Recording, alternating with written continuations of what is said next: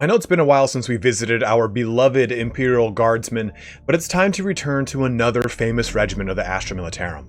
We have gone pretty deep on the Death Corps of Krieg, but there is another regiment that has a very similar aesthetic. The Armageddon Steel Legion hail from the planet, well, Armageddon, in the Segmentum Solar. We briefly talked about them in our video on the Catachan Jungle Fighters, but it's time that we really go into a regiment that has been around for a considerable amount of time. Arguably the most mechanized of all of the well-known regiments of the Imperial Guard, the Steel Legion lends its mobility to the industrial planet of Armageddon. From the earlier days of the hobby, you were relegated to plastic Catachans, or pewter versions of some of the other regiments, Mordians, Death Corps, Tallarns, so on and so forth. The Steel Legion's first release was at the turn of the millennium in the year 2000, getting a full-fledged army list and corresponding miniature range in the Armageddon Codex, chronicling the third war of Armageddon against war boss Gazkul Mag Uruk Thraka. But the Steel Legion has been present on Armageddon for a long time, and they are not the only regiment on Armageddon. Let's engross ourselves in the rich lore of Armageddon, of Commissar Yarrick, and of the Steel Legion. At the time of the First War for Armageddon, the planet was but a footnote in the grander digest of all the many worlds of the Imperium, or so it would seem. An industrial world, Armageddon is essentially one gigantic factory, churning out tanks for the grand war engine of the Imperial Guard. Located firmly within the Segmentum Solar and a great distance from Holy Terra, Armageddon is an industrial powerhouse, supplying planets, systems, and sectors all around with its massive output. There is a rather dark history in Armageddon, though, one that belies my previous statement at the beginning of this section. The planet itself used to be known by an altogether different name. To explore the origins of the planet, we have to step back in time to the Great Crusade. Further back even than before the Emperor quit the Crusade, and to the height of the Great Ulanor Crusade. 100,000 Astartes from the Luna Wolves, White Scars, and Ultramarines legions combined forces with over 8 million Imperial Army troops, 100 Titans, and 600 starships in a campaign against the single largest Orc empire that has ever been recorded in Imperial history. Horus Lupercal, Primarch of the Luna Wolves, was able to slay the Overlord Urlach Uruk on Ulanor Prime, leader of the Orc Empire, resulting in the triumph of Ulanor, Horus's ascension to War Master, and the Emperor's return to Terra. Stretching further beyond the Horus heresy, some 1500 years into the 32nd millennium, we have the Great War of the Beast against the massive Orc warlord, Beast, and his Wa. Upon discovery that the Orc warlord resided on Ulanor Prime, the same planet that Horus Lupercal defeated the previous overlord so many millennia ago, multiple attempts were made on the warlord's life, namely one led by Vulcan of the Salamanders. With the eventual defeat of Orc warlord Beast, the entire planet was scoured of Xenos filth and technology, with zero trace of Orc presence on the planet entirely, and it was then renamed to Armageddon. So if you're wondering where or what Ulanor is in the current era, it has been renamed entirely, but it still draws the attention of Orcs from all over the galaxy, as we will come to discover later in this video.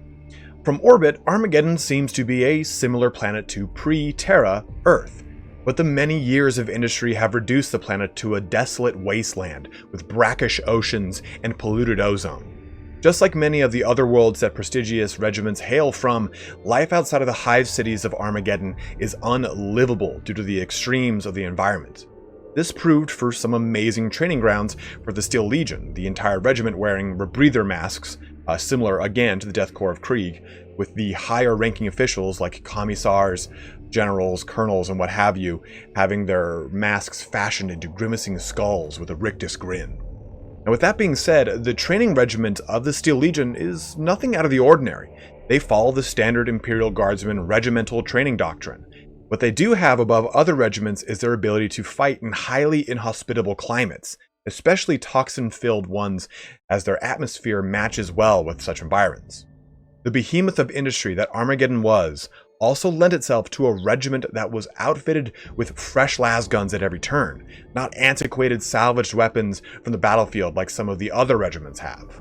In addition, the vast manufactoria across the planet have created a highly mechanized force in the Steel Legion, able to leverage massive amounts of Chimera armored personnel carriers, more so than any other regiment in the Imperium.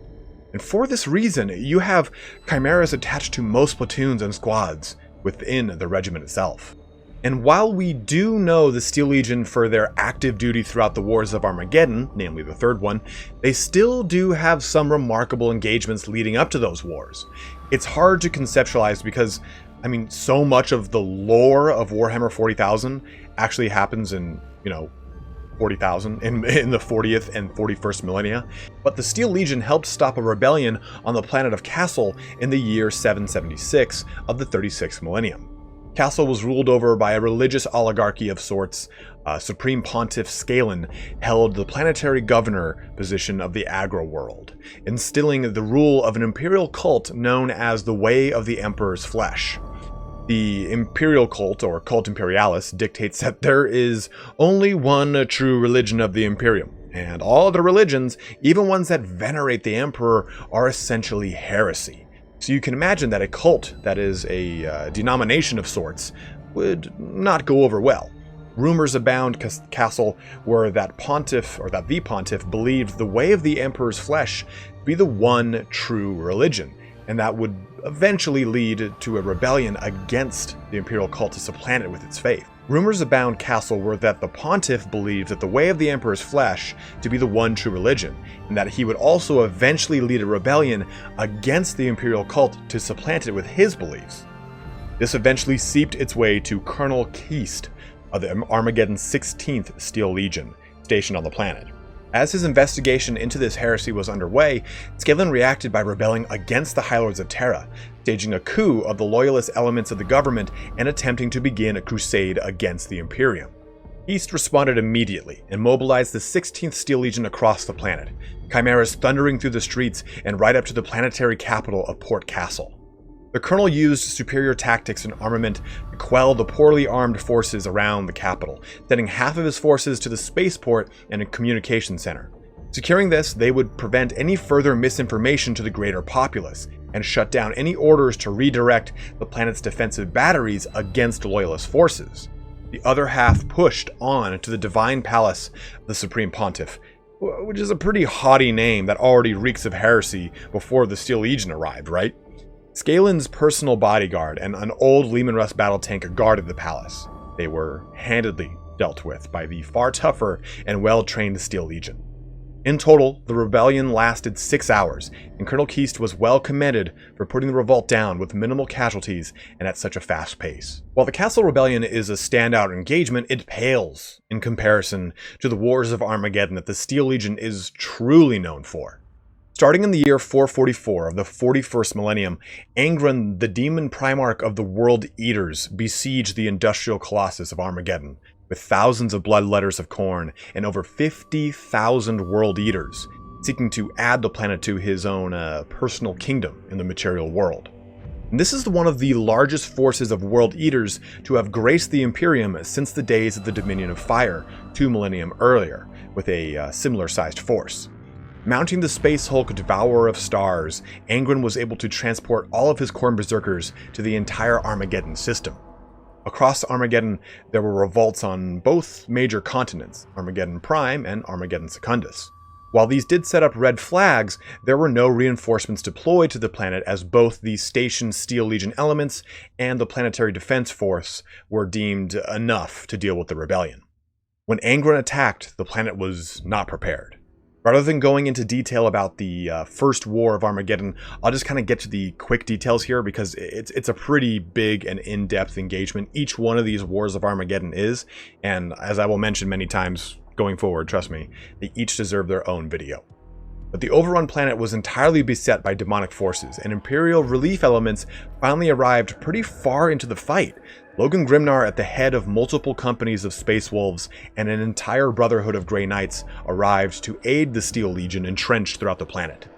The Steel Legion held the line while the Adeptus Astartes were able to lance out towards the leadership of the demons, fighting to defend their Imperial Guardsmen brothers. In a hard-fought final fight, the Grey Knights were able to banish Angron and his dreaded Curor Praetoria, the 12 strongest bloodthirsters of Khorne. The result was the loss of almost every Grey Knight present, a huge blow to the Space Wolves, and draining the military forces of the Steel Legion throughout the planet. The Inquisition ordered that the populace of the system be purged and mind-wiped, one for witnessing so much demonic corruption, and secondly for having an account of the Grey Knights, which was supposed to be more myth than reality. This kind of spirals into a conflict between Space Wolves and the Inquisition that, sorry to sound like a broken record, that deserves its own video as well, because most of it really leads to a lot of conflict between the Space Wolves, and it explains why the Space Wolves and the Inquisition are always at each other's throats. No pun intended. But most accounts of what happened after the First War are purged by the Inquisition as a result of so many elements of the Inquisition being involved in that war. And it wasn't until the Second War of Armageddon that we start to get a Steel Legion and thus Armageddon like we know today. While Angren's force was no small matter, the next invaders to Armageddon would pay respect to the deep past it shared with its attackers in the Imperium. Ghazghkull Mag Uruk Thraka led a massive orc war against the planet, seeking to reclaim the previous seat of the once mighty orc empire of the former Ullanor Prime. In the year 941, almost 500 years after the First War, the Second War for Armageddon began, with Ghazghkull slamming the green tide all across the planet. What's worse is that after the Greenskins made planetfall, a warp storm erupted throughout the Armageddon system, preventing astropathic messages from reaching out to the Greater Imperium for aid, and also disrupted warp travel in and out of the system. Cut off from reinforcements and against a seemingly insurmountable foe, the Steel Legion dug in across Armageddon Prime to face the green tide. The biggest issue here is the planetary governor of Armageddon at the time, Hermann von Straub. He was incompetent at best of times and widely ignored any and all forewarning of the oncoming war across trader vessels, warning of warp disturbances, the Emperor's Tarot, and what have you. It was Commissar Sebastian Yarrick who issued a distress call in the waning moments between the warp storm and the Orc invasion. Von Straub was convinced that the Steel Legion and the Planetary Defense Force alone could defeat the Orcs of Ghazghkull. So, he banished Yarrick to the Hive Hades, far from the defending front lines of the Orc invasion. Commissar Yarrick lives through the ages as a hero of Armageddon, and his legacy is well earned. 2 days after attacking Armageddon Prime, the Orcs then invaded Armageddon Secundus. One of the larger hives on the planet, Hades Hive acted as the primary defensive position for the Steel Legion and Commissar Yarrick. During the opening days of the siege, Yarrick had conscripted the majority of the gangers from the Underhive directly into the Steel Legion. As a man not from Armageddon, Yarrick fought as if he was born and raised within the Legion. On the first assault of the Greenskins, Orc warlord Uglehard, one of Ghazghkull's chief generals, if you can call it that, in an army of roided out green bros that drink Four Locos and go to war with everything that looks like it can hold a sword, met with Yarrick on the battlefield.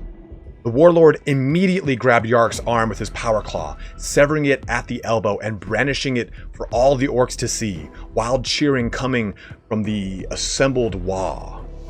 Yarrick, shockingly not passing out from the severed limb, reacted swiftly and decapitated Uglehard before returning the favor and cutting off the Orc's power claw, holding both claw and severed arm above his head.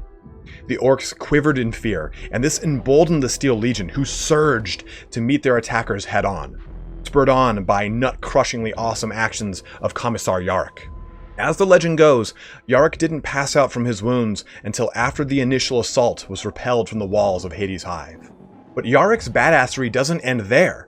Seeing the fear that was instilled in the Orcs by brandishing the slain warlord's arm about all willy-nilly, he had the power claw refitted to his body and added as a prosthetic in lieu of a more human one. Also, he had his left eye augmentic swapped out for a pulsing laser eye bioimplant, as the Orcs believed Yarrick to have an evil eye that when it fell upon you, it spelled doom. Now, the Orcs are a very superstitious lot, and Yarrick wanted to exploit this entirely. The Commissar went on to lead the defenses of Hades Hive for 6 long, grueling months. He was so good at emboldening the Steel Legion and repelling the Orcs that Ghazghkull himself had to get involved in the siege. It wasn't until the Blood Angels, Ultramarines and Salamanders arrived that the siege of Armageddon was finally ended. Dante, chapter master of the Blood Angels, entered the sullen crater that was Hades' hive to see only a small amount of humans left alive, Commissar Yarrick standing amongst the corpses of dozens of orcs. Dante had von Straub arrested and tried for using virus bombs on his own people, but von Straub would disappear into the wastes of Armageddon, never to be found. Now, not to segue too far from the Steel Legion, but the Commissar would see action again scant months after the Second War had ended. Taking a detachment of Steel Legionnaires, Yarrick and Ghazghkull would fight again on the planet of Golgotha. In a rather long engagement, Yarrick pulled a number of daring stunts to try and catch Ghazghkull, vowing to defeat him before he left Armageddon and also Golgotha. Eventually, he found himself captured aboard the Space Hulk that reinforced Ghazghkull's army. In an epic moment, Yarrick was escorted by the Greenskins to one of the few intact transport shuttles left in the system. Ghazghkull himself personally bade the Commissar to go, promising that he would return to Armageddon and that the human was a good enemy, and good enemies were hard to come by. The result is Yarrick's return to Armageddon and an acceptance of a training post on the planet for future generations of Steel Legionnaires. Also, the Second War spurs the creation of a second planetary regiment known as the Armageddon Orc Hunters. This secondary regiment spends its time hunting orcs lost in the forests around the hive cities from the Second War that stayed on the planet. Hardened and experienced orc killers, the Orc Hunters end up having a close relationship in the Third War to come with the Catachan Jungle Fighters, a relationship that we cover in the Catachan Jungle Fighter video. But Ghazghkull's parting words and promise to come back prompted an entire overhaul to the planet of Armageddon. The Imperial tithe on Imperial Guardsmen regiments was reduced significantly for the planet, deeming the reinforcement and holding of the planet more important than contributing to a grander war effort abroad. Further, the Manufactoria's resources were dedicated to updating all of the defenses and mechanized portions of the Steel Legions before the arrival of the Orcs. This is the Armageddon we know and love from the lore of 40k. This is the Steel Legion we've come to expect. Ranks upon ranks of mustard yellow greatcoats with adorning face masks, grim in the face of endless orcs, and resolute in their dedication to the Emperor. When Ghazghkull returned 57 years later, at the end of the 41st millennium, the Steel Legion was ready. This conflict also wouldn't have the Steel Legion standing alone. The Black Templars and their famous defense of Hell's Reach, Salamanders, Sisters of Battle, Mechanicus, and even other renowned regiments of Imperial Guard who all make their stand alongside the Steel Legion. Companies of Mordians, Catachans, Death Corps, almost every regiment we've talked about, including the famous Elysian Drop Troops, joined their Astra Militarum brothers. While the Third War of Armageddon was important and by no means a minor engagement for the Steel Legion, the Second War is what shaped the Steel Legion into the famous force it is today, and at the size it is. The Third War, again, truly deserves its own video, but the Imperial forces fought to an eventual stalemate against Ghazghkull's army, the warlord himself having left the planet as the fight got too boring. To this day, the Steel Legion fights orcs throughout the wasteland of its homeworld, the orcs believing it to be theirs, and the Steel Legion defending their own territory. Now, as far as the general organization of the Steel Legion, we find a regiment that is, again, rather standard in its organizational structure, with no real crazy outliers like we get with some of the other regiments. The Steel Legion are not adverse to having commissars alongside them, contrary to some of our previous regiments, and as evident in Commissar Yarrick, probably the most well-known individual from Armageddon. Echoing the actions of the Commissar during the Second War, conscripts are pulled from the Ganger underhives of all the many hives that dot the planet's landscape, with fresh recruits also coming in from the Manufactorias. Both make for useful but different additions to the regiment. The inventiveness of the Gangers typically leads to guardsmen that are extremely adept at clandestine and covert operations, with the Gangers rising to become rather famous members of the Steel Legion's Stormtrooper Corps. Likewise, the Manufactoria veterans lead to stalwart soldiers that are hardy in the face of Armageddon's tumultuous atmosphere, which in turn also leads to great leaders down the line. Adding to the organizational structure of the Steel Legion are detachments of rattling snipers, at home in the urban warfare that sprawls around the landscape of Armageddon. Of course, and one we've mentioned plenty of times before, the largest standout portion of the Steel Legion is its heavy use of chimeras. Thundering across the landscape, the Steel Legion is able to deploy rapidly throughout the many war zones of the Imperium, disgorging the Legionnaires armed with special Armageddon pattern las guns, as well as grenade and missile launchers. Supporting these mechanized advances is the devastating might of the Leman Russ Executioner, a relatively rare version of the main battle tank armed with a massive plasma destroyer, perfect for destroying the Orc Gargants and other constructs that have stalked the battlegrounds of Armageddon for centuries.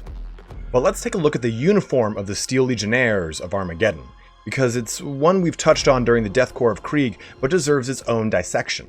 Looking at some of the pictures we get from the 8th edition Army book, or even the Armageddon Codex of editions long past, we see a shocking resemblance to the uniforms used by the Wehrmacht of Germany during World War II. Namely, of course, the Stahlhelm design that we see atop every Steel Legionnaire's head. The coal scuttle of the helmet is recognizable and distinctly different from the Pickelhaube, which we see common in the ranks of the Death Korps of Krieg. Looking at the rest of the uniform, we get a synthesis between the World War I and World War II greatcoats used by Germans of those respective wars. The large, bulky coats used to help during the winter engagements of Operation Barbarossa and the Battle of the Bulge are mirrored in the mustard yellow of the Steel Legion. Even progressing up the ranks, we get a similar motif to the more ornamental World War I attire, as we see Steel Legion officers with heavily ornate coats with brocade. The standout between the upper and lower ranks being the heavily stylized rebreather masks that is the hallmark of the Legion itself. What's really fun about all these regiments is being able to see these direct comparisons to our own military units across history. Of course, they focus more on the Western European uniforms from the 19th and early 20th centuries, but this will change as we explore other regiments. As we bring our video to a close, the big question remains: what of the Steel Legion now? In the current events of the Dark Millennium, most of the Imperium is torn asunder, with some of the more famous regiments scattered to the stars defending against the many horrors of the Cisatrix Maledictum. Interestingly enough, the Steel Legion still fights over supremacy of Armageddon to this day, but this time it's not just against orcs. Demons from all the ruinous powers pour onto the planet, looking to claim it for the respective god they serve.